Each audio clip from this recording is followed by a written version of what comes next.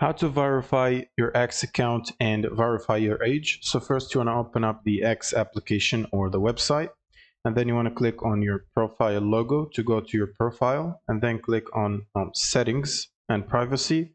Now click on security and account access, and then you want to click on security. And in this page, you should see ID verification under two-factor authentication.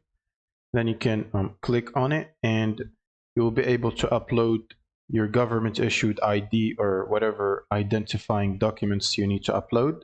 But in order to do that, you will need to subscribe or get a premium subscription for X in order to be able to do that. So the minimum basic subscription starts at $3. So you can start by buying this subscription right here. And once you have the subscription, you can go back to this tab, and then you will be able to upload or submit your ID or whatever passport or whatever documents you can upload. And then they will simply review and check your documents and get back to you within 24 hours, verifying your age and X account. And that's pretty much it. Thank you guys for watching, and subscribe.